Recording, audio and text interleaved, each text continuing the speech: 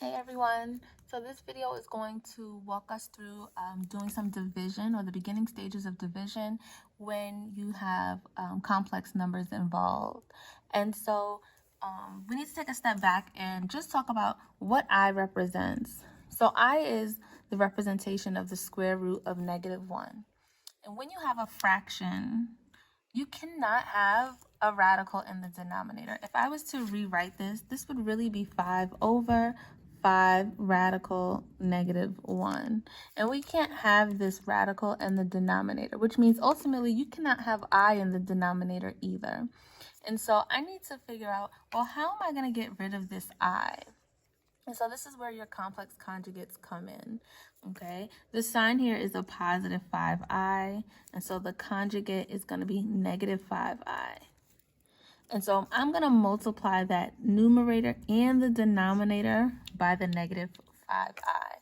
And so what you do to one side or one part of the fraction, you have to do to the other, right? So if I'm dividing, I need to multiply both of these by the same thing, right? Negative 5i over negative 5i is 1. So I'm able to definitely divide without changing the value of the fraction. And so when I multiply, this gives me negative 25i over, well, I have positive 5 times negative 5, which is negative 25. And then I have I times I, which is I squared. And I know that I squared is -1. So I really have negative 25i over negative 25 times -1. So this gives me negative 25i over 25. Okay. And 25 over 25, or rather negative 25 over 25 is -1. So I have -1i, or you can simply write -I. Okay, so I'm multiplying the numerator and the denominator by my complex conjugate, right? And it's the opposite of whatever my imaginary part is. Here there is no real part, so you're just taking the negative 5i, and you multiply the numerator and the denominator. Okay, you multiply out. Remember, I squared is -1, and so I'm going to substitute that -1 in, and then multiply out and simplify as much as possible. Okay, I'm going to actually do another example. So this was number 1 on your worksheet. I'm going to also do number 4. And so number 4 looks a little different. Okay, so number 4 has 3 minus I over 6i. So in number 1, there was only one term or one part in the numerator, right? We had the real part. There was no imaginary part. And so now I have two. I have the real part and the imaginary. And so the process is still the same. I'm going to multiply my numerator and denominator by the conjugate. If this is a positive 6i, my conjugate is negative 6i.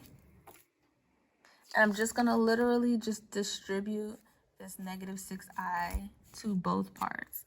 So I have negative 6i times 3, which is negative 18i, and negative 6i times negative I is a positive 6i squared.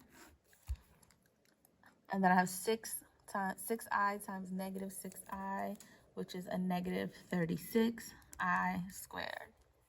And so we have some squares we need to get rid of. And so my numerator, I have negative 18i plus 6 times -1. Remember, I squared is equal to -1. And negative 36 times -1. Okay, so this leaves us with negative 18i minus 6 over a positive 36. Okay, and so this is where we need to take it one step further and make sure that we reduce our fractions. And so you can use Desmos to put in the fraction. You can literally put negative 18 divided by 36. Press enter and press the fraction button, and it will give you whatever the reduced value of the fraction is.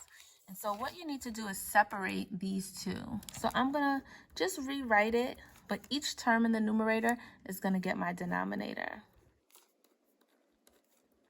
Okay, and it just makes it a little easier to simplify.